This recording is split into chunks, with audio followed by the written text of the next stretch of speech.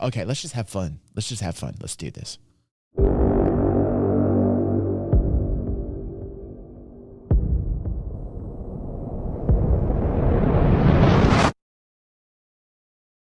Hello, everybody. Welcome back to the Inside Star Citizen Review. Let's have a fun night. Can I hear some applause? Thank you. Thank you. Well, I totally deserve all of that praise. Totally deserve that. Let's watch this. It looks like Jared's getting fit. Good for him. Losing some weight. I'm doing the same. It's nice to see. It must be like health month. Let's lose the weight together. We can do this. Let Jared be our role model. How we work, level design. Wow, interesting topic that they're choosing level design after I was ranting the past 2 weeks about the missions and talking about Elliot. And a coincidence? I don't know. Let's go check it out. Let's see what they're up to. Inside Star Citizen is many different things to many different people. But at the center of it all is our desire to educate about the very nature of game development itself. And in this week's Part 2 of our 3-part experimentation and format, we lean into that aspect and explore some of the foundational philosophies that guide just one of the teams that are continuously working to iterate and improve on the persistent universe as it prepares to grow in this year's upcoming Alpha 4.0. Now, where last week we met the team, this week it's how we work level design with the folks from the Frankfurt level design team. Now, here's things that other channels and other content creators, they're not going to tell you this. When you watch this, you might know some of this information, okay? Here's what I do. I watch the way that the employees react to questions, facial features, how they are in the environment. I try and cancel out the fact that they may be nervous, right? And I try to just get an idea where the team is at on a human level so that I can kind of put a little speculation in there into where I think they are in terms of the time frame, right? So let's watch that as well as the information that we garner from this. And go. Right. Total enhancer. Thank you, St. Eric. Oh. Schmaltz. Who doesn't love a Schmaltz, man? Well, level design, it's probably one of the hardest things to describe in game development. We take gameplay elements and we take the environment and we just bring all that together. It is more than the sum of all of its pieces. You can't just kind of speed level design a forest log cabin. That's not enough. What is the player doing there? What does it mean? Why does this thing exist in this space? What can the player do as well? You've got the environment art that makes the art itself. This is not us. We have the gameplay teams that make all the gameplay elements, and this is not us. What we do is we take these two things, we combine them together and make it cohesive environment for you guys. Yeah, well, there needs to be a lot more cohesiveness. If let's pull the audience right now. I think that they're with the gameplay that we get and the missions that we're accepting in the contract in the Moby Glass. I think there needs to be a lot more cohesiveness. Can I get some ones if you guys would agree with that? We design the space itself, and we also accommodate everything that goes inside of it. A lot of the things that you use, like hangars, ATC, I hate to say it, transit systems. Elevator rides. Wait, you're responsible for the elevators? Elevators are our problem, yeah. Uh-oh. No, we're just a setup site. Go to sleep. Go to sleep. If you die in the elevator, that's actually a problem from the coding side. We just throwing them under the bus. Is it possible in a sandbox game to have level design? Yes, because you have to consider all of the individual constituent pieces and why they need to exist together. You can throw anything in there, but you have to account for, does this begin to break the game? So you have conversations with economy, you have conversations with code, you have conversations... Did he say economy? Hold on a second. Did he just say you got problems with the economy? Let's ask the economy in Star Citizen how it's doing. Hey, economy, how you guys doing in the in Star Citizen verse? What? I can't. Hello, economy. No. Okay. No. Okay. With system design, mission design, and you have to figure out how all these pieces, again, stitch together. Oh, Drexler, you're usually a nice dude, but you're coming in here hot, bro. So like, you're gonna have to get banned, bro. Like, you don't come into my own show and just and be an asshole to me, dude. Get out of here, dude. Get out. Somebody get a hold of Drexler and ban his ass, man. Like, I don't like people like that coming in all negative like this. So there are 6 principles for good level design. First is readability. This basically means clarity in your environment. You're going to make sure within your layouts that everybody can understand where they need to go, what they need to do. Get out. Wait, like, hold on. Everybody, Drexler's gone. He seemed like he was a nice guy first, but like, he's coming in here hot, man. He's gone. He's banned. He's banned. Next time, mods, you see that shit, you slap him right out. This is my home. This is my chat. This is ours. Together, we're working on this. You see somebody coming in like that, get the fuck out of my house. What the fuck is wrong with you, Drex? Get out of here. That guy, Drexler, used to be a nice dude, man. He used to say nice things, and then all of a sudden, just like very angry. I hope he's doing okay in real life. Probably something in real life, dudes. Like, that's crazy. People coming in here bringing that type of an emotion. We're watching like development on a game, and he comes in here that hot, that angry. Could you imagine like a game affecting your life so much that you come in like an asshole like that? Poor Drexler. Poor Drexler. Something serious probably happening. The affordances need to make sense. The typical one could be, I've got a door in front of me. How do you describe a locked door from an unlocked door? House, man. Not in my house. For example, you're fighting an AI, and they can read easily the elements, the gameplay elements. You need to understand your cover space. You need to find the AI within the space. If the AI is in a black area, you will not see it at all. And this is very important for us. We really focus on this kind of stuff, and we make sure that anything you interact with within the environment, I'm trying to have fun today you with can you see guys. as clear as possible. Next is flow and leading lines. It's creating a good composition of all these things, from layout, lighting, some props, a good mix of combat spaces or like combat encounters, and then time for exploration, and then doing a mix between both. Much more fun now without We him. make sure that you're not going always on a straight line. We make sure that you're not spending 2 hours walking from one space to the other. In Pyro, you'll come across a lot more players as we funnel them into. See, this is the thing. Like, do you think he got mad because I was saying there was no cohesiveness in the missions? So, like, he was ultra uber white knight, and he was like, I can't believe you. I can't believe you would say this, DG. Like, it's crazy how people turn on you in an instant. It's insane, man. I mean, like, I feel that way. That's my experience with the missions. You know, I'm never gonna filter the way I feel about any part of Star Citizen or anything that I'm watching. I mean, that's, you know, this is my channel. I'm telling you the way that I feel about things. If you don't like it, you know, stick around and have an open mind and be cool, or just, you know, leave. Like, nobody's forcing Drexler to be here, man. Jesus, man. Jesus. Into a certain space with a concentration of missions, for example, or things to do. You know, that is flow to us. On the flow level, that is higher on the chart. And then certain areas will be a bit more on the lower end of your pacing. Leading lines is a compositional technique. Some examples can be you are following the cables from one interactable through to another area to interact with another element. You're being breadcrumbed along. You're being led along these leading lines. With Pyro Station, you have the core element, you have the arms pointing towards the center. It's a very simple example, but more on a larger scale. But we look at it also on a room basis. We're trying to direct you through to a discoverable place over here, or trying to direct you through to like a vent. We're using light and cables to navigate you through these spaces. Third is options. We want to give you guys multiple options so you can complete your objective the way you want it. In context of our game is giving the player the opportunity to approach certain situations in different ways, or get an idea of the situation. I want a goddamn passcode to the bunker. You guys know what I'm talking about. You guys going on these bounty missions, going down into the bunker, and there's that one particular door with the passcode. I've tried.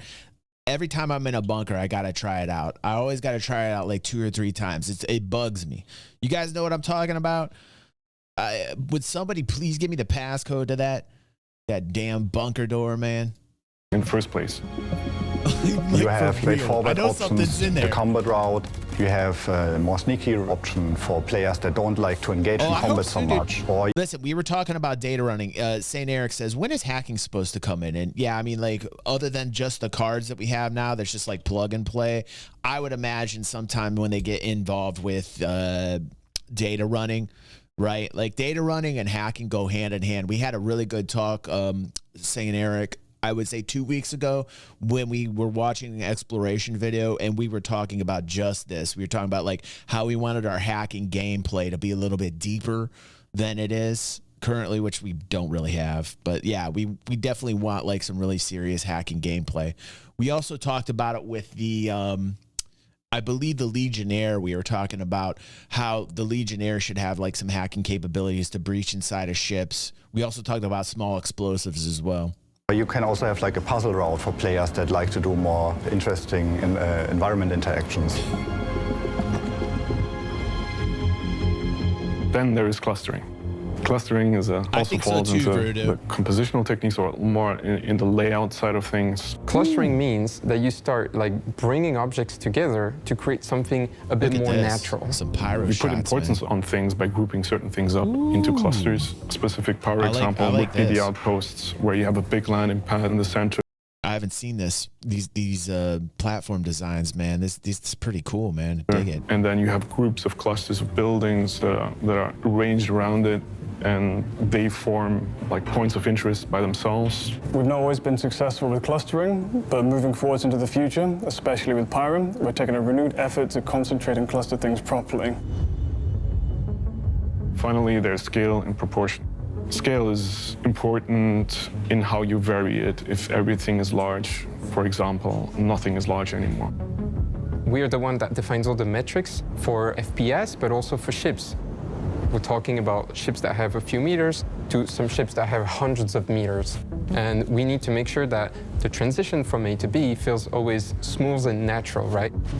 Well, here's the thing. They're talking about smooth and natural and level design right now. How many of you are confused by the distribution centers? Can you guys put a 1 in the chat? Like, I went to distribution centers at least 4 or 5 times, and like it is hell to like going around there. Like, put a 1 if you guys are agreeing with me with the distribution centers. I just like it's a mess, man. To me, it's a mess. And then when you want to land and you're asking for clearance to landing you on a pad, and you're like looking at a map on a wall, and you're kind of like, where the fuck am I going just for a simple box mission? When I went there, there was some dudes in the Ursa just plowing over NPCs, man. They were just going ham there, and I was like laughing. They were like, "Hey, DG, what's up, man?" I'm like, "Hey, guys, what's going on?" You know, like I had a real big conversation with these dudes. I'm like, "What are you guys doing in here?" They're like, "Oh, we're just killing NPCs and collecting loot and stuff." I was like, "Okay, cool. I'll join you guys up." Picked up some loot. You know, like that was it. I was like, fuck picking up a box. I'm not worried about it. Let's just kill a whole bunch of enemy NPC and loot the hell out of them. It was it. And I was like, okay, well, distribution centers seem very disjointed and not cohesive at all. So, you know, to make sure that the transition from A to B feels always smooth and natural, right? If you, for example, come from a maintenance corridor or a small little packed little vent and expose yourself to this big room, you know, you'll get it more likely an aha moment. So we still have a very big open spaces, but condense the gameplay space a bit more. So the players don't have so much options to walk around, but still get like the sense and the immersion of like a big open space. An economy. So Fluggy says, "Hey DJ, I love your streams. Have you played Squad?" Maybe a long time ago. I think Squad's like an older game. It sounds familiar to me. I don't think I have though. What is the big thing you're looking forward to in Star Citizen? Well, Fluggy, in Star Citizen, I'm looking for an actual dynamic economy. I think I'm pounding the table this year on the economy and some stability, but that won't come until, you know, dynamic server meshing. We're gonna watch a video at the after party about that. So thank you, Fluggy. Nice to see you chat here. Nice to see new faces here tonight.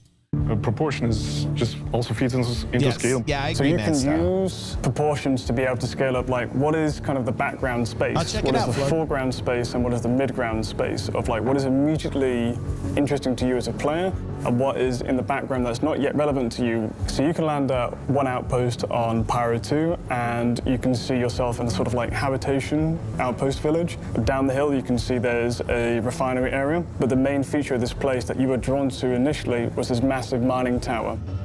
These become like your immediate foreground, your midground, and your background. But again, you can always come into your ship and go to this massive mining tower. Therefore, this becomes the new foreground. You're always orbiting it, you're transferring around. This becomes your landmark to orientate yourself around all these other spaces nearby. Traditionally, in level design, you start out with a pre-production phase. This is where we ideate, conceptualize, we gather references, we do sketches, we do top-down layouts of our brain map, put things together. We then go into white box, which is literally going into the editor, start mocking things up in 3D, creating the space, and defining where the gameplay elements are. We have a shop on the right, shop on the left, your elevator, transit over here. We work at different scales at this point, and we define basically everything in the location, but with very, very basic shapes. And then we hand it over to art, so the focus lies more on art for grayboxing, making things more pretty, with us still having an eye on it to see that the original concept is still intact. And then finally we'll move into final art, and the level designers will be able to kind of keep all of these locations, like the intent of the location is kept consistent. It doesn't veer off too much into suddenly it's too big or too small. This is the original design direction that we wanted from beginning through to end. Once a location is released, it's not finished for us because there's always maintenance and additions that we do.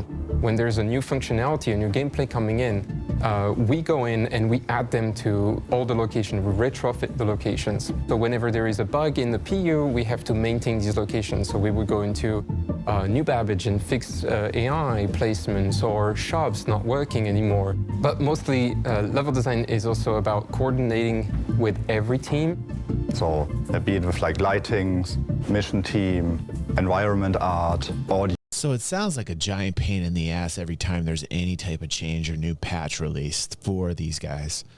What it sounds like to me is that like they literally have to go on and check in every little nuance after a patch hits, man.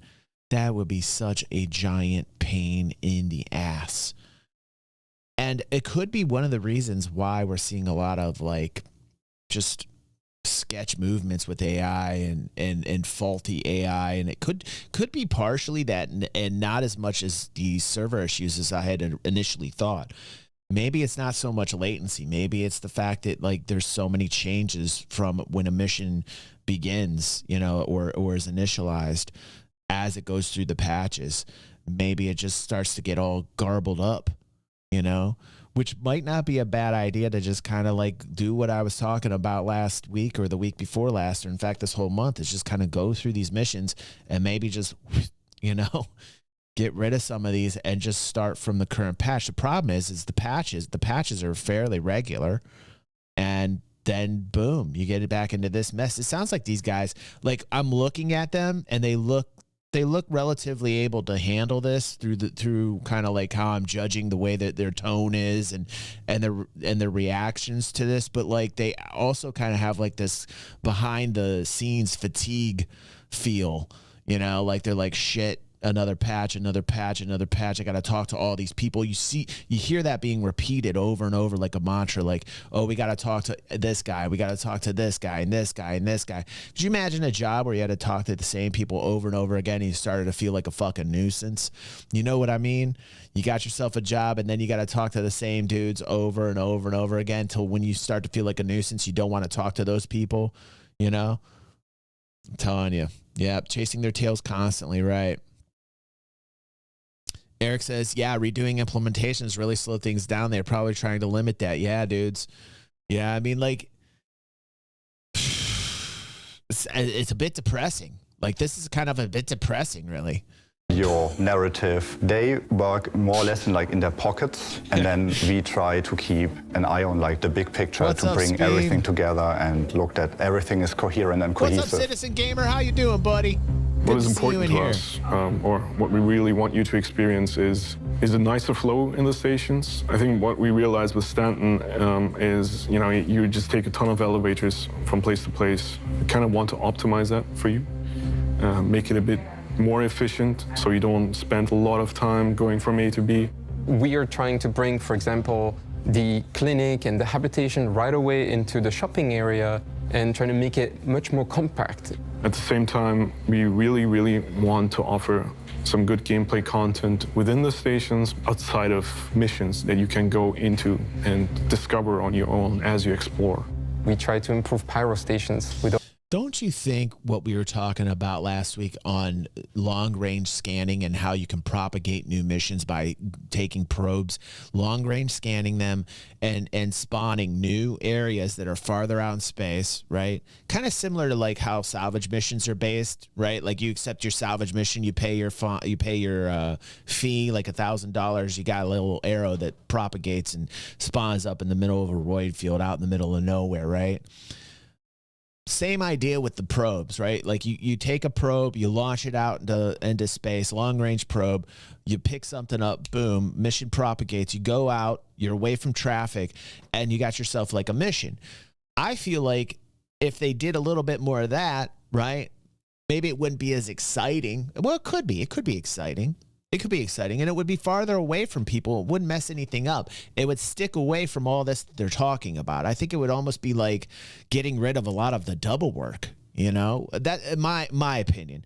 Of course, you're going to have dynamic events come in, and you're going to have all these you're going to have these things come in here to create, the buzz and bring people in. But I'm just talking about like straightforward, bigger rewards, more excitement, not interfering with any of the level design that we're seeing here, and like pushing the missions out farther away from traffic, I think would be a good thing, I think that would be pretty smart. It's almost like it would cut down the amount of work, maybe they wouldn't have to worry about all the patches being released, screwing everything up, and then having to go to every single team and talking about the issues. I don't know. Just an idea. The lessons we've got from Stanton. And now for outposts, each location has to have its own identity. Like, does this outpost fulfill the need for a combat space? Does this outpost fulfill the need for like a social space? Does this outpost fulfill the need for like a puzzle space? All these factors come into play and come into consideration when creating a whole new location. We want you to be able to discover little points of interest around the outpost. It's kind of feathered. If you come across an outpost, there will be multiple sub-locations around it. These could be like villages around it. This could be... This guy looks really tired. Derelict settlement. This guy's eyes are nearly closed when he's talking, man. You see what I'm saying? Like, look at this guy. Does he look like he's enjoying his work? This is what I'm trying to tell you. Like, a lot of content creators won't get into this, right? This is obviously speculation, by the way, but I'm just going on reading faces, which I'm generally good at. Speam.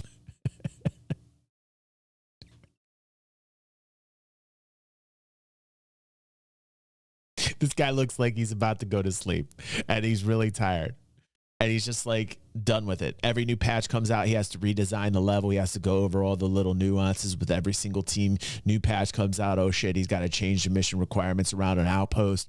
These outposts, these players, these places where people gravitate to that really aren't working properly, that are still kind of disjointed, And he looks really tired. That are abandoned and you have to go into and can find potentially loot in. Yeah. And once you've landed your ship, you are no more than a short walk away from the main reason you've arrived at this outpost, which is to trade. We want to encourage the use of ground vehicles to be able to pick up your cargo that you bought from this place, load up your little Drake mule, drive it over to your ship, load that ship, and then fly out with your goods. We wanted to create a location that felt real. So you had, the logistic is there. The AI created roads between the different points of interest within the outpost so that it feels logical for a player to walk in or to traverse. Pyro is always dangerous, so any social space can turn into a combat scenario. So you need to be able to duck into cover at a moment's notice, even when you're doing nice, easy trade and socials. So we have to provide you with opportunities for cover and exciting FPS combat scenarios.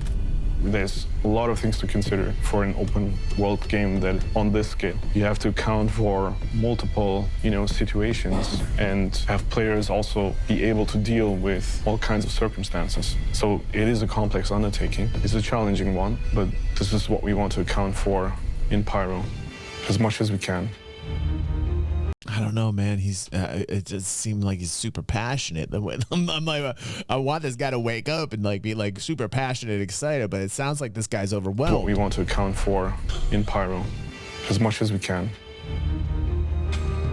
Level design matters or is important because we think of a very broad scale and try to craft and create a great experience for you as the player. Level design ends up being greater than the sum of all of its parts. I get to talk with all these different disciplines at CIG, but also get to kind of hold the hand of the player and curate that all the way through. We focus on the player experience. We look at all the features that exist and we try to bring them up all together into a cohesive environment that feels really fun for the players. Do you always succeed? No, but it's not always within our hands, but we always try our best to, within the framework we have, to create the best possible experience for you guys. So we've learned a lot from our time in Stanton, and we love hearing all the feedback we get from you as players. We want to take that all on board and begin establishing ourselves forward when we come into Pyro. This guy's a good spokesperson for the team. This guy should just be the spokesperson and leave the other dudes out. The other guy looks scared, and the other one before that looks tired and overwhelmed. This guy at least is keeping a keeping a professional face on the matter. I want dudes that are involved with level design to be very excited and not feel as if every single thing has an issue or a problem. I'm just feeling like they're overwhelmed is all. What we really want to do also is balance out gameplay with the visuals. I mean, in the past we've seen a lot of focus being spent on the visuals and less so on the content. This needs to switch around and find. Amen. Okay. That's what I like to hear. Yes, sir. I like to. Okay. First exciting thing I've heard. Let's rewind that. First exciting thing I've heard. Let's just even on the rewind visuals. that. With the visuals. What we really want to do also is balance out gameplay with the visuals. I mean, in the past we've seen a lot of focus being spent on the visuals and less so on the content. This needs to switch around and find an. You're not gonna hate me. Keep him on the team. Keep him on the team. He's overwhelmed, but damn, he's making a lot of sense right there.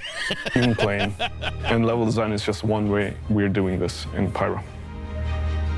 We as level designers really want to make Pyro and Stanton in the future a great experience for the players. From a flow perspective, boring you less, making things more efficient for you as you follow the gameplay loops that you want to follow, and offer you gameplay content that you can just discover on your own. And stability.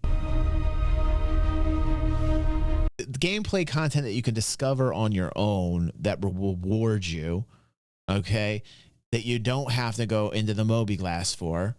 These game loops that can happen dynamically are so easy. Implementing a mining system that actually works where people want to go out into roid fields and the roid fields become a dangerous place and a fun place and a rewarding place isn't that hard.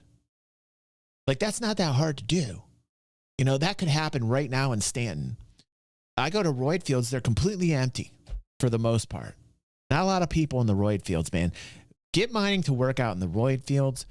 Make it tight, make it rewarding. Get people out there, man, doing industrial work in Stanton. The only industrialists that I generally see are coming out of ports, space ports. They're shipping. They're going A to B. They're shipping commodities. They're shipping big goods in a Hercules, in a cat. I'll see him flying around every once in a while, but very rarely do I see a lot of miners out in the roid fields. Those roid fields should be lit up. They should be lit up with mining ships galore. And there should be some drama out there. There should be some fighting out there, man. There should be some money being made. That is something you don't need a mobiGlas for. Make that work. Make it work. Make it work. You know why I know it's not working? Because they're for the most part, they're empty. They're empty. They shouldn't be empty right now. Not at all. That gameplay can happen right now. So, you know, let's go. Let's make that happen, man. Let's make that happen. So what did we learn this week? Well, we learned that level design is a discipline that brings many other aspects of game development together Eric. to form thank you, Dynas, what we always hope is a cohesive and enjoyable experience for the player. That the philosophies and precepts that guide their decisions continue to evolve as they learn important lessons from the development of Stanton and, of course, apply it to Pyro. And that Pyro itself continues to inspire an experience that should be markedly different from the one we have today in Stanton. For Inside Star Citizen, I'm Jared Huckabee. Thanks for letting us share the people and process of game development with you, and we'll see you all here next week. Yeah. I love great graphics, right? I love fidelity. I love amazing amounts of detail. It's one of the reasons I love Star Citizen. But that dude hit it out of the park when he said that we need the gameplay. We need that gameplay elevated on a higher bar so that there's more gameplay balance. Gameplay to me is greater than graphics.